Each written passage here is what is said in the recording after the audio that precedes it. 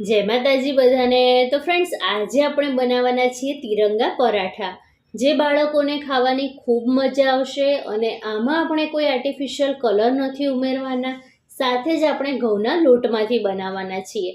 તો ચાલો ફટાફટ બનાવવાનું શરૂ કરીએ।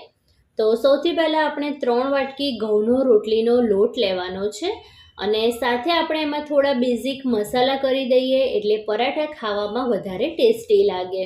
તો 2 ચમચી લાલ મરચું પાવડર, 1.5 ચમચી ધાણા જીરું પાવડર, સ્વાદ અનુસાર મીઠું, 1 ચમચી અજમાને હાથથી મસળીને લેવાનો છે, સાથે જ 1 ચમચી તલ લીધા છે।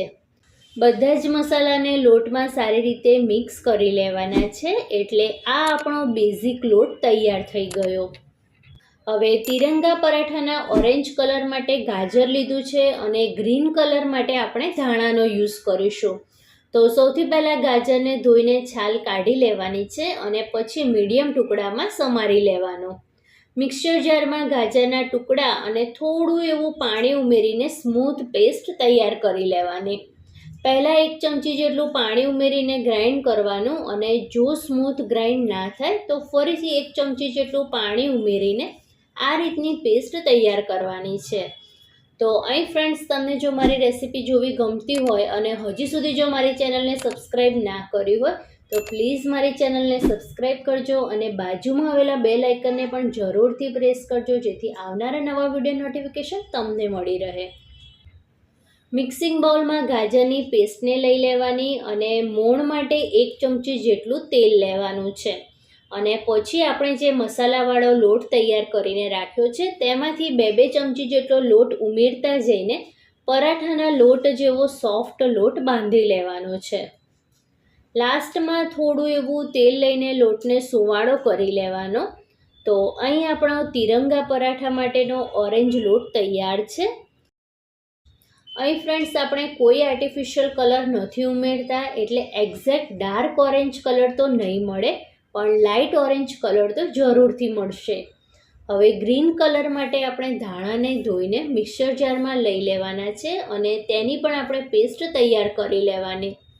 સેમ મિક્સિંગ બાઉલમાં આપણે ધાણાની પેસ્ટને લઈ લઈએ, અને 1 ચમચી જેટલું તેલનું મોણ ઉમેરીશું, અને સેમ એ જ રીતે થોડો લોટ ઉમેરતા જઈને પરાઠાના લોટ જેવો સોફ્ટ લોટ બાંધી લેવાનો છે। લાસ્ટમાં થોડું એવું તેલ લઈને લોટને સુવાળો કરી લેવાનો। તો અહીં આપણો ઓરેન્જ અને ગ્રીન પરાઠાનો લોટ બંધાઈને તૈયાર છે। અને હા ફ્રેન્ડ્સ, આ પરાઠાને વણવાની પણ એક સ્પેશિયલ ટ્રીક હોય છે, એટલે વિડીયોને એન્ડ સુધી જરૂરથી જોજો। બાકી જેટલો મસાલાવાળો લોટ વધ્યો છે એમાં પણ આપણે થોડું એવું તેલ ઉમેરીને લોટ બાંધી લેવાનો છે। તો અહીં આપણો ઓરેન્જ, વ્હાઈટ અને ગ્રીન લોટ બંધાઈને તૈયાર છે।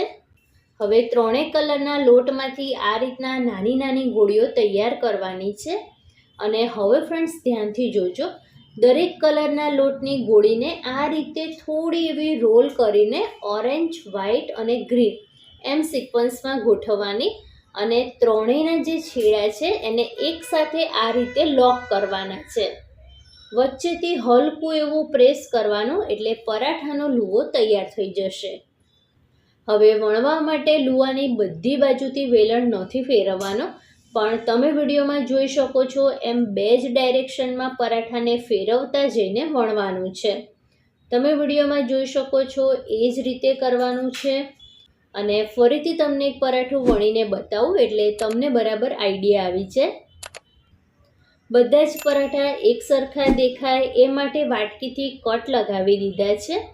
તો અહીં આપણા પરાઠા વણાઈને તૈયાર છે।